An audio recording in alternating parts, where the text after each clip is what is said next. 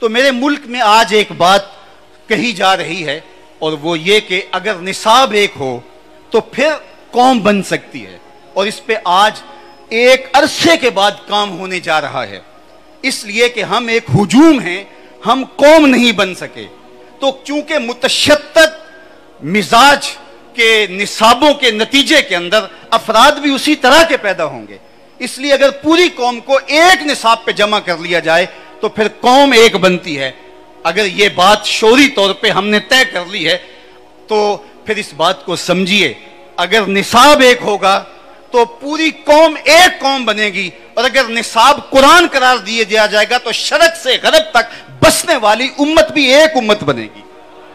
امت سازی کا عمل اگر آپ چاہتے ہیں تو قرآن کو لانا ہوگا، اور ہمارے اسلاف کی زندگیاں دیکھیے، انہوں نے قرآن کو آگے رکھا، قرآن کی تشریح کے اندر انہوں نے جو ہے وہ اپنی باتیں پیش کیں، اور اس پر زور دیا کہ ہماری کوئی بات قرآن و حدیث کے مزاج سے ٹکر لیتی ہو تو اس کو مسترد کر دیا جائے۔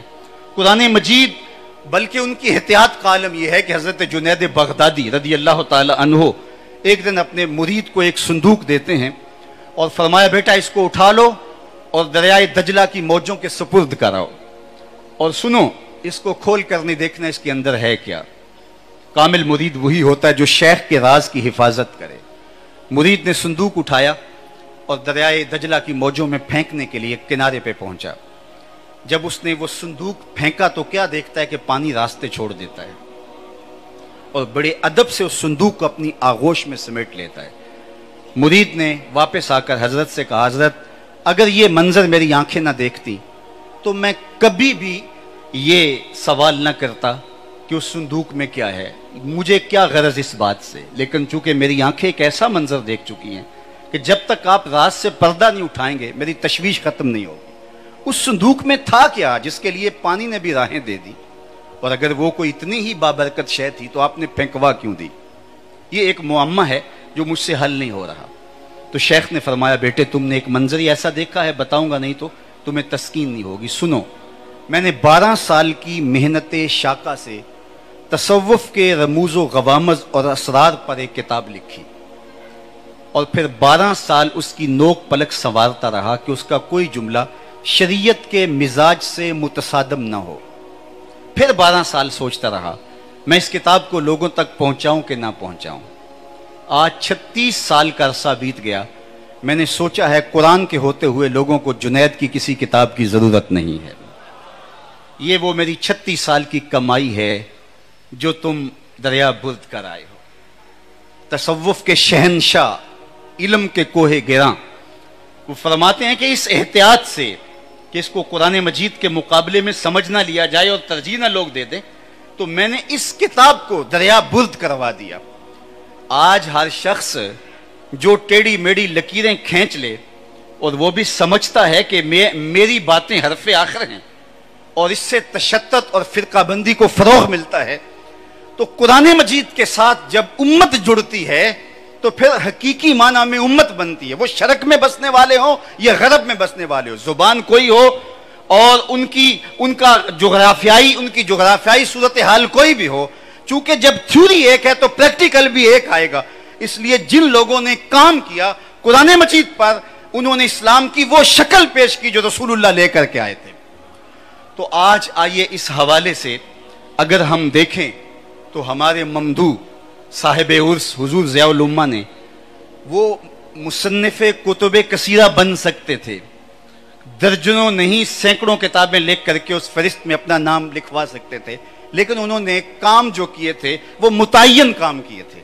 ایک تو انہوں نے قرآن مجید پہ کام کیا، اور قرآن مجید کی روح کو جو ہے وہ لوگوں کے قلب و اذہان میں اتارنے کے لیے آپ نے ساری محنت اور تگ و تاز اور جد و جہد کی۔ ایک تو ان کا یہ کام ہے، اس لیے کہ اگر قرآن لوگوں تک پہنچ جاتا ہے تو پھر صحیح معنی میں امت واحدہ بن کے ابھرتی ہے۔ گر تو می خواہی مسلمان زیستن، نیست ممکن جز با قرآن زیستن۔ اقبال علیہ رحمہ نے کہا کہ اگر تو مسلمان بن کے جینا چاہتا ہے تو میں تجھے 2 ٹوک بات بتاؤں کہ پھر قرآن کے بغیر تو ایک لمحہ بھی زندگی بسر نہیں کر سکتا ہے۔ بلکہ قرآن مجید کی مدح میں گفتگو کرتے ہوئے آخر میں کہا فاش می گوئم آنکھ در دل مزمرست این کتابیں نیست چیزیں دیگرست. اگر میں کھل کے بیان کر دوں جو میرے سینے میں مستور ہے اور چھپا ہوا ہے، یہ کتاب نہیں ہے، یہ کوئی اور ہی چیز ہے. یہ زندگی بخش کتاب ہے، یہ حیات آفری کتاب ہے. یہ بنی نو انسان کو پستیوں سے اٹھا کر بلندیوں تک پہنچانے کی ضامن ہے یہ کتاب. لیکن افسوس ہم نے اس کتاب کو ان مقاصد کے حصول کے لیے تلاوت ہی نہیں کیا. یہ کتاب ہدایت تھی، یہ صحیفہ رحمت ہماری زندگیوں کو مالک کی چوکھٹ پہ لا کے کھڑا کر دیتا اور ہمیں امت واحدہ بنانے میں قرآن مجید جو کردار ادا کرتا تو آج ہم تشتت و افتراق میں مبتلا نہ ہوتے. لیکن ہم نے اس کو کتاب ثواب سمجھا. بلکہ اقبال کا یہاں لہجہ دیکھیے کتنا دل آویز ہے. بندے صوفی و ملا اسیری حیات از حکمت قرآن گیری بآیاتش ترا کار جزی نیست کہ از یاسین او آساں بمیری. کہتا تو نے جاہل صوفی اور کاہل ملا سے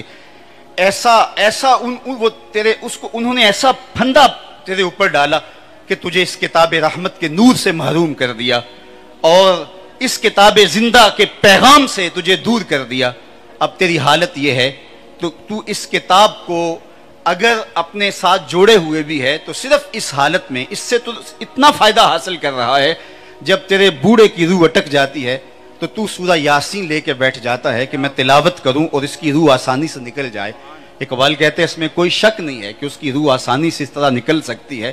لیکن مجھے دکھ اس بات پہ ہوا کہ تو نے قرآن سے بھی مرنے کی راہیں تلاش کی، کاش اس قرآن سے جینے کے راستے تلاش کر لیا. یہ تو زندہ کتاب تھی، یہ تو کھڑا کر دینے والی تھی، یہ تو امت کی نہضت کی ضمانت تھی، یہ تو امت کی نشأت کا ذریعہ تھی، یہ تو امت کو امت واحدہ بنانے والی تھی. لیکن تو نے اس کتاب ہدایت کو بھی، اس کتاب نور کو بھی تو نے صرف اپنے بوڑھوں کی روح کے قبض کی آسانی کے لیے استعمال کیا. کاش اس قرآن کو تو کتاب زندہ سمجھ کیا، کتاب زندہ قرآن حکیم حکمت او لا یزال استو قدیم. تو صاحب حضرت ضیاء الامہ علیہ رحمہ نے اپنے کام کو مرکوز کر دیا قرآن مجید کے پیغام کو لوگوں تک پہنچانے کے لیے. اور دوسری بات جس پر آپ نے بہت زور دیا اور جس پر آپ نے اپنی ضیاء النبی کے نام سے عالی نسب تصنیف چھوڑی، جس کو پڑھنے والے حضور کی محبت اور حضور علیہ السلام کی الفت کے اسیر ہوتے چلے جاتے ہیں.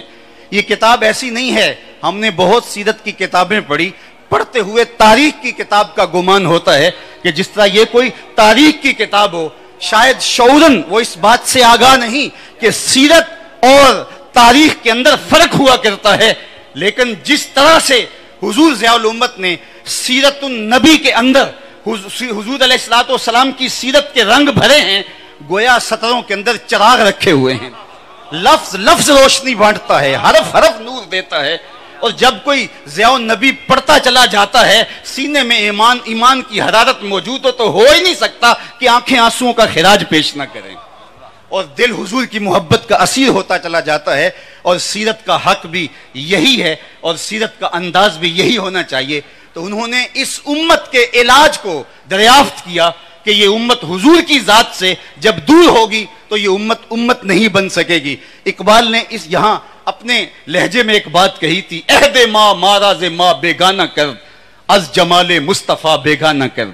لوگوں اس دور کی ستم ظریفی یہ ہے کہ اس دور نے ہمیں ہم سے دور کر دیا. کیوں دور کر دیا؟ کہ ہمیں حضور کے جمال سے دور کر دیا، حضور کے حسن سے دور کر دیا.